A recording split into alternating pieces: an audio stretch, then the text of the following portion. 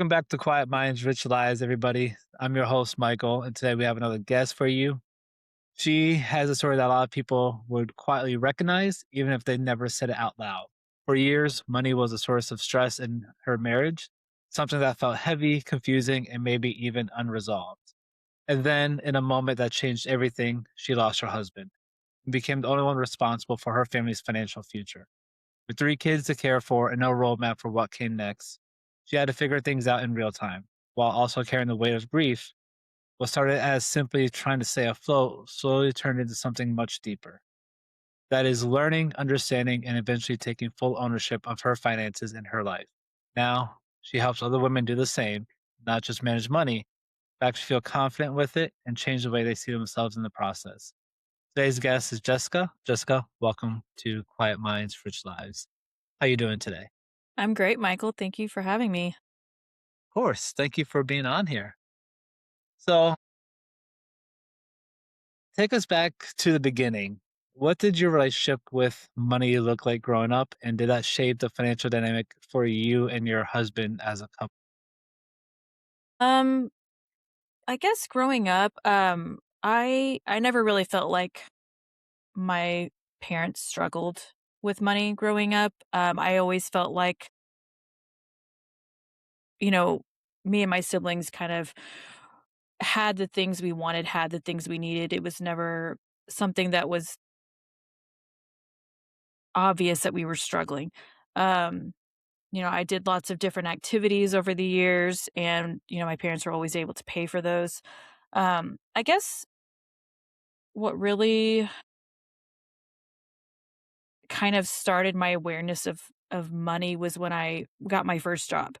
Um, when I got my first job, I all of a sudden became very financially independent. I wanted to pay for all of my own things. I didn't want my parents to buy my clothes or, buy other things for me. I wanted to take care of it myself. And I have always been a big saver, and so that was very important to me was to um save as much as I could. And so I think that kind of carried over into my marriage, because my husband was the exact opposite. He was um very much a spender, and so we did butt heads quite a bit because he wanted to spend money, I wanted to save it, and I was very financially independent on my own, but as a couple, we were very financially dependent, because we struggled, so we did have to rely on other people to help us Yeah, financially, which was hard for me, because that was not who I was, I guess. I completely understand. I feel like I can relate to that on the same level that you're at, I would imagine, because I've been working since I was like I think 15 or 16. And I've been financially independent pretty much my entire life as well. And I'm very much a saver. And my wife is very much a spender sometimes. So it's kind of, I was speaking with my financial advisor about a year or two ago, and he was like, people tend to marry the opposite. Savers Mm, usually marry spenders and vice versa. And it's just trying to navigate that flow because her relationship with money and my relationship with money is two completely different things. Like her upbringing with money is completely different than mine. Given up the socioeconomic statues of like the 90s and 2000s at the time, and to mhm, various different states and cities and counties, all this stuff can vary too. mhm, Um, but yeah, I know previously when we were talking, you mentioned that money was a constant source of stress in your marriage. What mhm. did those conversations actually look like? Were you two on completely different opposite ends, or were you struggling together against the same wall? Um, This we might kind of correlate into or bleed into what you were just talking about just now, also. Yeah, yeah, no, we were definitely on opposite ends. Like I said, he was a spender, I was a saver. He absolutely refused to let me budget, because I think he felt that budgeting was too restrictive, and he that meant he was going to have to cut back on some things, and so he was very against budgeting. I felt like it was something we needed to do to kinda help us manage our money because honestly, we didn't manage our money. That, managing money consisted of looking at our bank account maybe once or twice a week and seeing if we had money. So, Right. Um, that's funny. How did you guys kind of meet in the middle with that, if you guys ever did? um, honestly, I don't know that we really ever did. Um, I mean, you asked about mentioned money being a constant source of stress. I mean, it was like I think just about all, if most, if not all, of our arguments surrounded money. It was, um, he felt attacked because he felt like, or he took it personally. He felt that I was attacking him for not making enough, which was not true. That was something he put on himself. I never told him he didn't make enough to support the kids and I, because I was a stay-at-home mom on and off for years up until my youngest started kindergarten. Um, and so he put it on himself that he didn't make enough, which I never said. It was, I would question his spending. Why are we spending on this? Why are you taking out cash for this? Like, what are you taking out cash for? Because he would take out cash all the time. What is this for? Why are you spending so much money on fast food? Why are you spending so much money on at 7-Eleven in the morning on the way to work? Like, it was just little things that were adding up. And so it really was a constant source of stress. Like, I feel like I said, all of our conversations kind of centered around money. Um, and so it was just, we didn't talk about it much because it was such a big argument and Yeah. frustration and for both of us. So yeah. Sorry about that. Sorry. I know it's never easy with it when it comes to finances and marriage. Um, we've certainly had for my wife and I, we've had to navigate around that whole thing. And just her money language is different than my money language. Yeah. And And I I think a lot of it's just like accepting it and just trying to work with it, like adapt right. to it. Right. Right. I agree. When your husband passed, were you suddenly the sole decision maker for your family's finances? What was the very first financial moment that forced you to sink or swim? I think you Um mentioned you kind of had some help earlier from probably from family members or friends, I would imagine.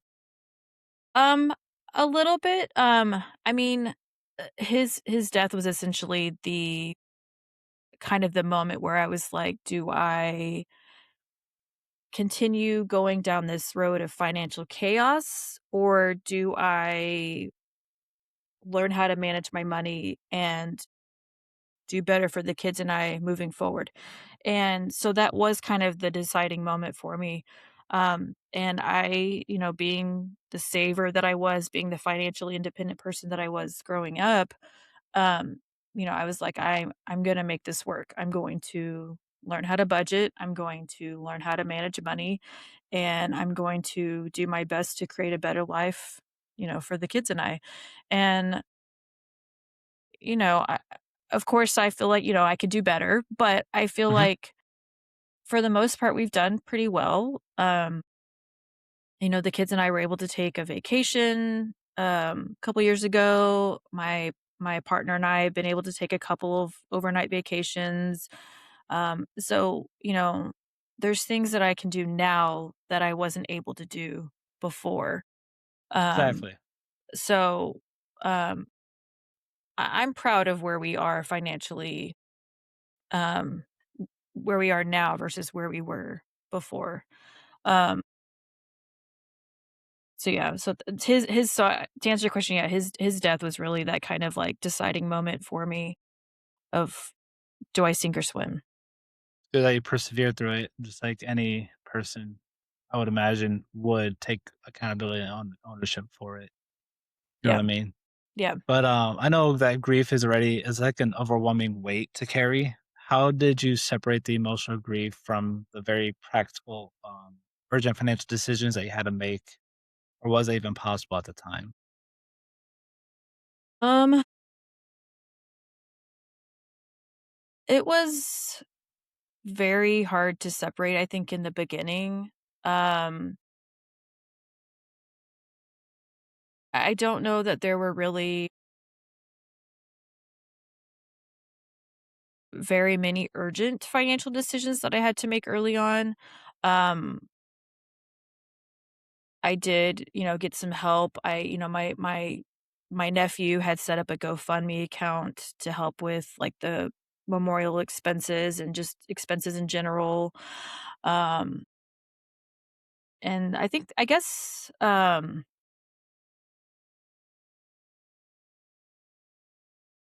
guess the first financial decision, the big one that I made, I guess, was um about 6, 7 months after he passed, I decided to go back to school.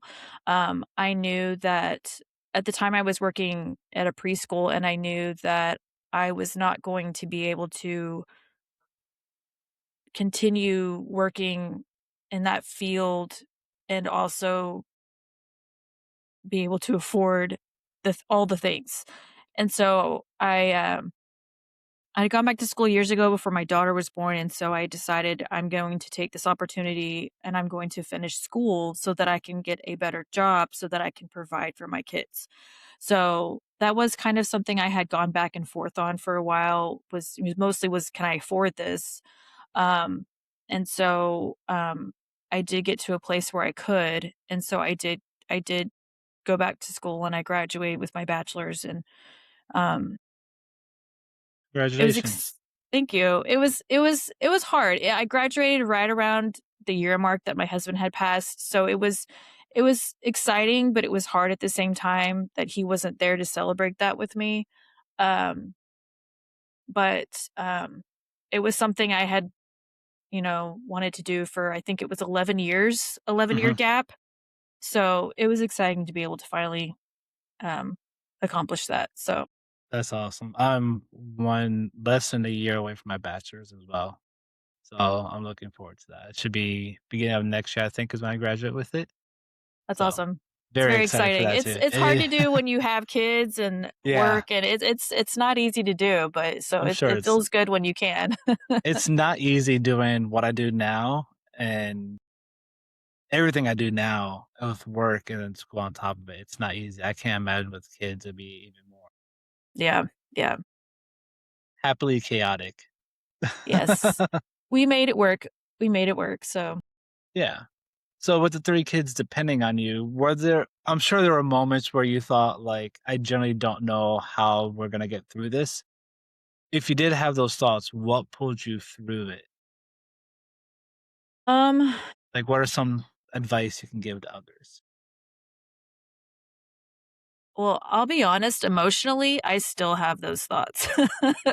That's fair.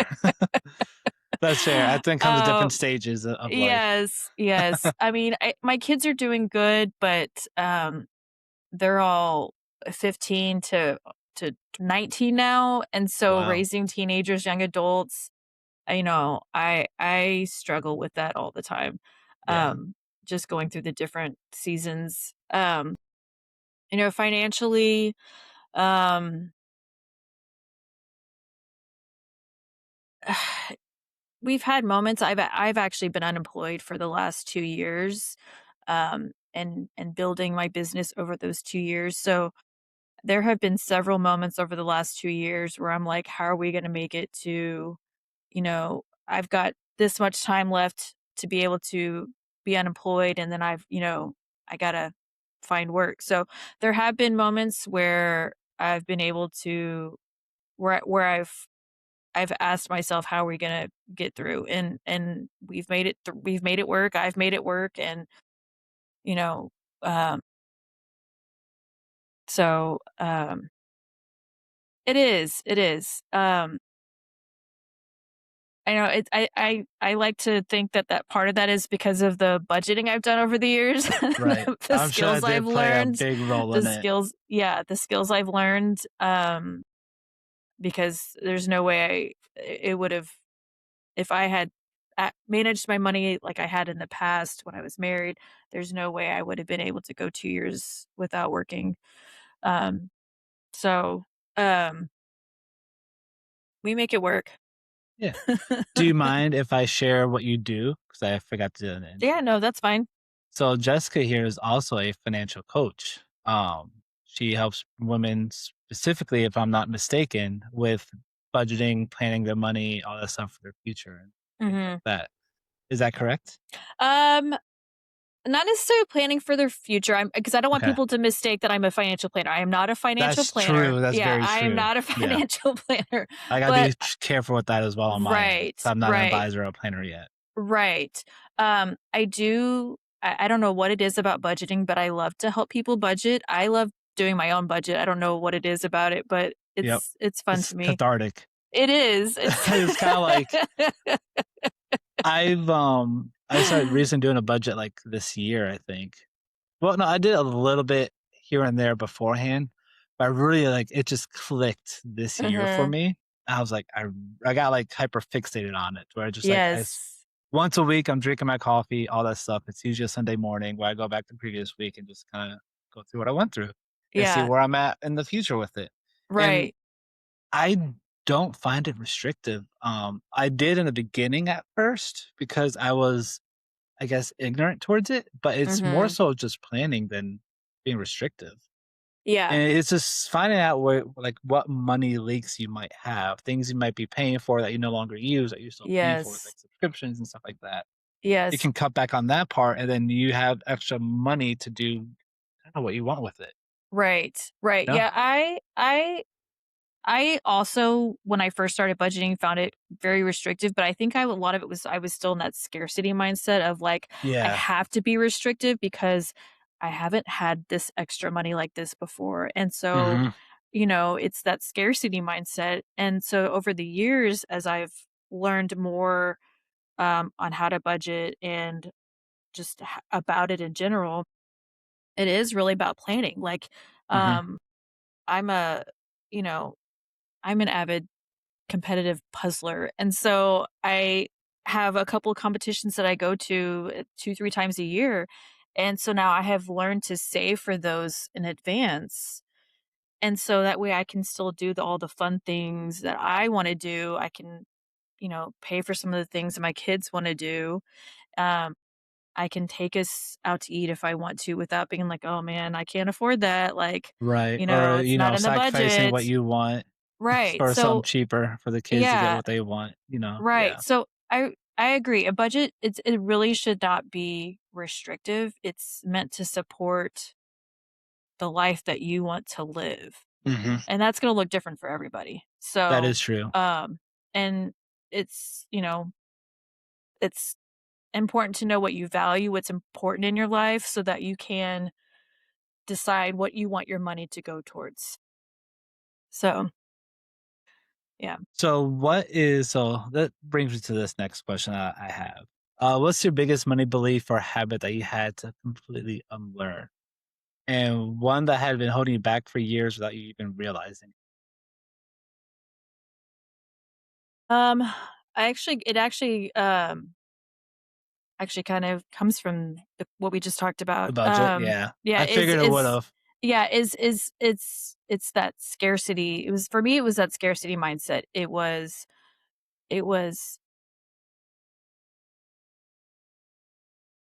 going from only paying for the absolute necessities to going to paying for the things that you know we actually enjoy doing, things that make life worth living.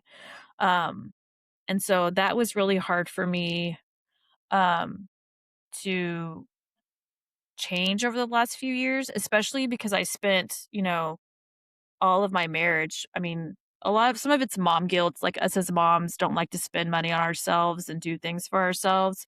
But it's also that I've never felt like I could because we didn't have money, and any money we did have had to go to pay for all of your bills and your expenses. And I wanted to make sure my kids were taken care of.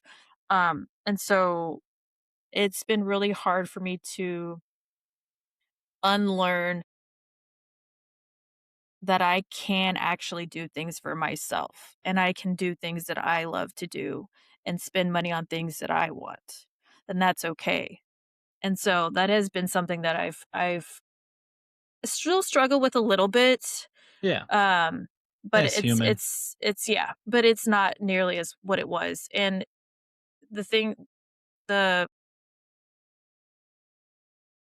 I wouldn't even say it's much of a struggle now, it's really just it's that what do I wanna say yes to now that I'm gonna say no to later versus what do I wanna say no to now so that I can say yes to something else later. So it's really just, that give and take and that trade-off.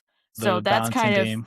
yes. So that's kind of what I guess it is now is just that negotiation of what do I really wanna spend my money on, more so than I can't afford this kinda thing. Mhm. That's my wife had to, kinda train me into not saying, "I can't afford this," but into saying, "I can't afford it right now." Yes. I see it yes, yes. I And that yeah, has helped me shift my mindset because with me with saving, it was very, anxiety driven kinda saving. 'Cause I grew up with yeah, no money, yeah. or not having any money to where, like, I have it now that I'm like, I gotta hoard it because Mhm. I don't wanna go back to how it was when I was a kid.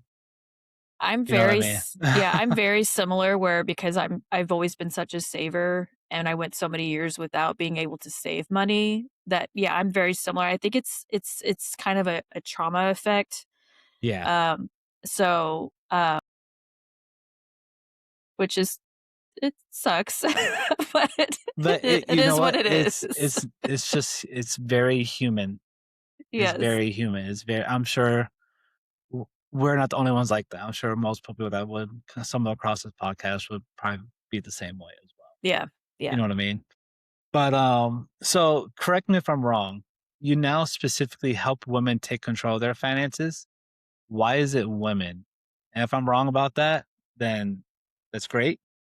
But what patterns do you see showing up repeatedly in your clients that you recognize from your own story? Um, I I chose mostly to work with women because, uh women seem to be kind of the underdogs, I guess, if you will, when it comes to money. Um, and plus, as being a woman, I can relate to women more than Right. I can men. But I'm happy to work with men as well because we all need help with money, and uh, and money isn't gender biased, so No, it's just a tool. right, money's gonna everybody needs money, and it's gonna you know, affect you in some form or fashion regardless of what gender you are. So, but Find that interesting because my clients, I focus mostly like I'll help anyone, but who I focus with is people with like a mental health diagnosis or like addiction Mhm, that they're over and past and they're trying to get their life in order. Because mhm, that's something that touches home with me personally. right, Of course, I'll help anyone, but you know, right, and why I chose woman is because of kind of what I see other women needing help with from what I experienced. So, um, nothing against stay-at-home moms. I think being a stay-at-home mom is great. I think if you can do it, by all means do it. I was a stay-at-home mom on and off for years. Um, and even being, even with stay-at-home wives, women who have grown children, but they are still at home, they're not mhm, working. With those stay-at-home moms, stay-at-home wives, I really encourage them to, um, first of all, if they're not the ones that are responsible for their finances or they're not the priority or not priority, the primary um, person in charge of their finances, I deeply encourage them to know all the things, know all the passwords, your bill providers, when your bills are due, know all the information because I have heard of people, widows who lost their mhm. spouse and they're like, I don't know any of the passwords. I don't know. bank account information, so they struggle to get into their bank, so they can't even access their own money. Right. Um, they don't know when their bills are due, so then things get turned off, you know? Um, they don't know what debt they have because their husband dealt with all that. So, um, being in the know with all of your finances, if you're not the primary person that does that, is so important.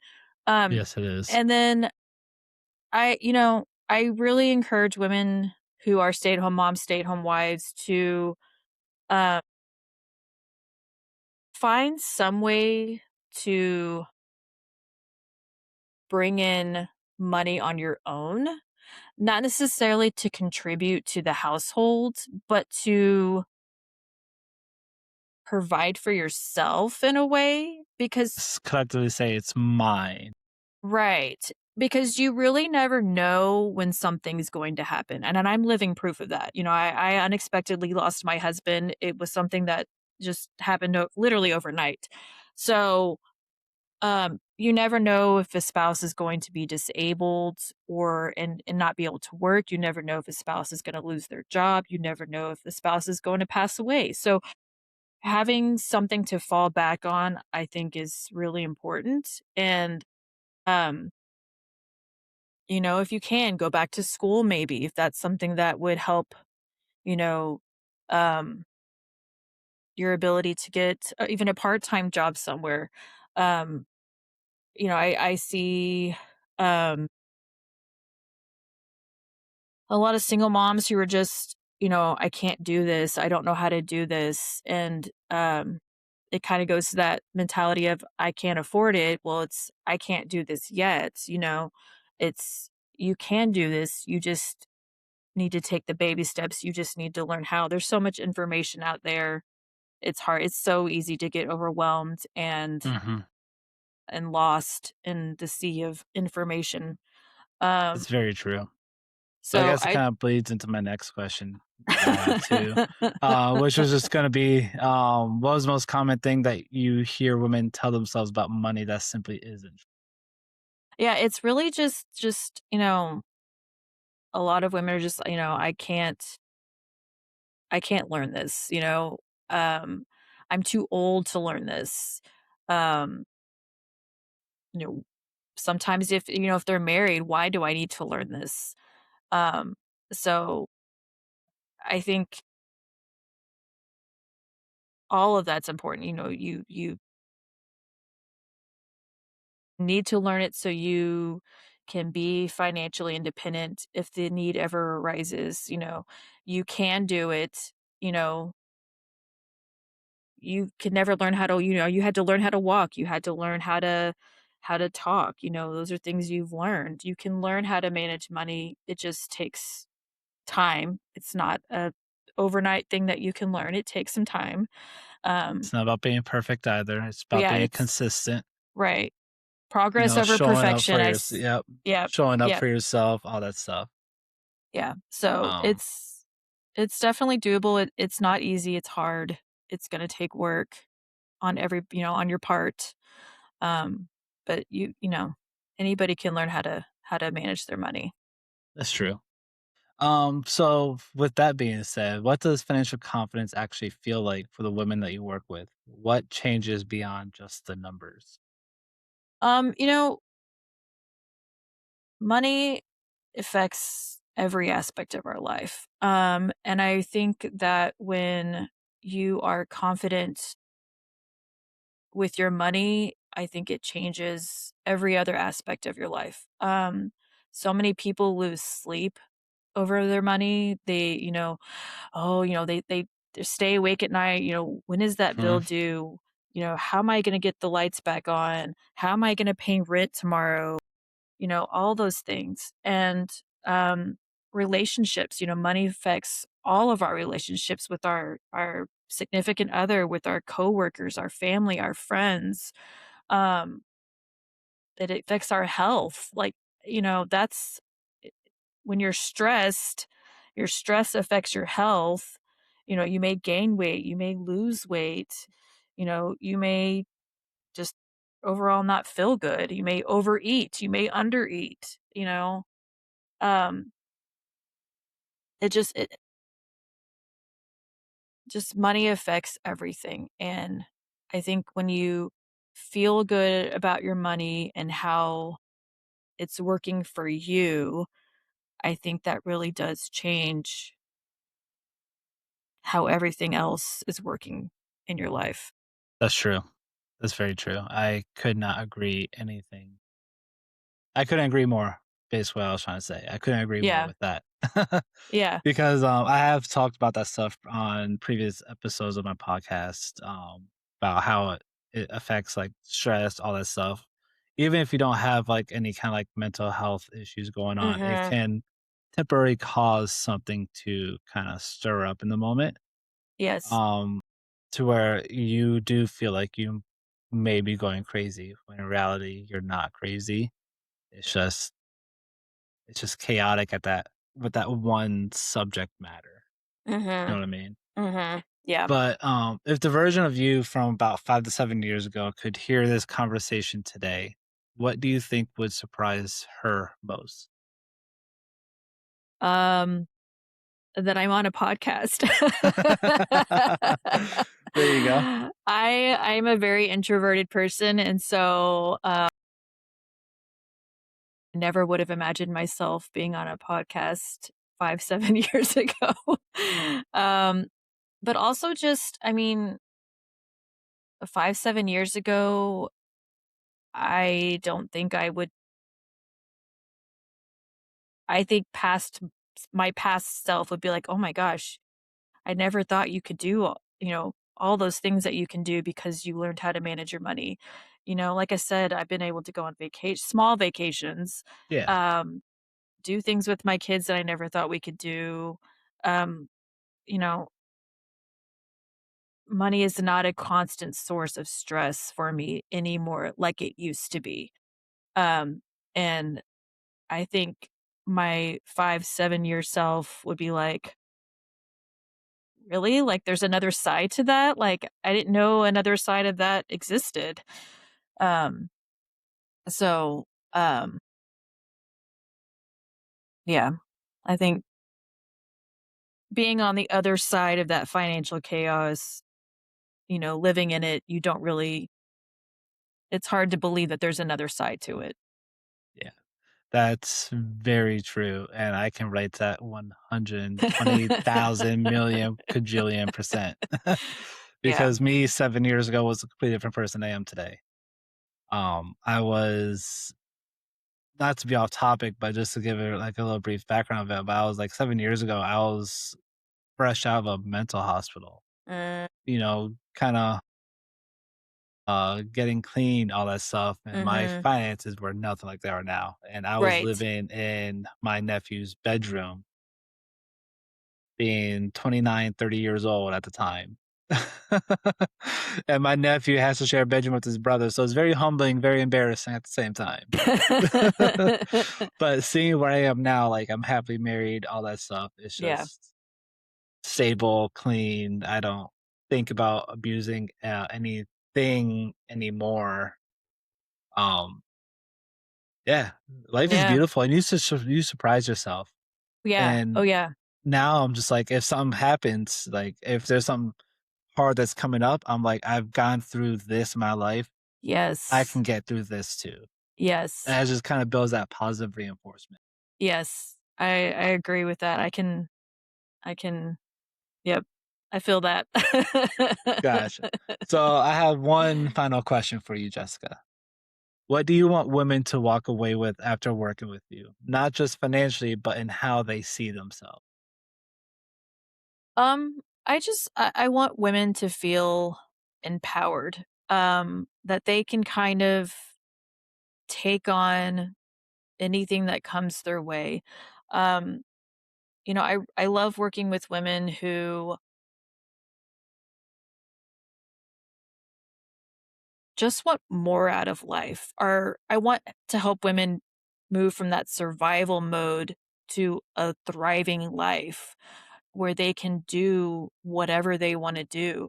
Um, I see women in, and I was kind of that person too, see them in, relationships that no longer serve them, and they're like, I want to leave, but I can't financially afford to, you know, but helping that woman get their finances under control and in a situation where they can leave, that opens up all sorts of doors for them. Helping women who are ready to leave the job that's, you know, they feel underpaid, or maybe it's a toxic work environment, but they don't feel like they can because, maybe they're the primary breadwinner in their home, or maybe they're a single mom and they're like, I can't just leave. And so uh,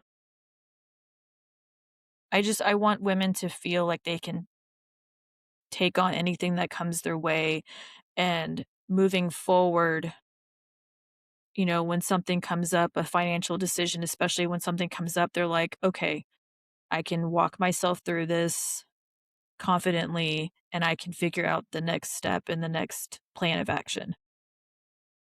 I like that. It's beautiful.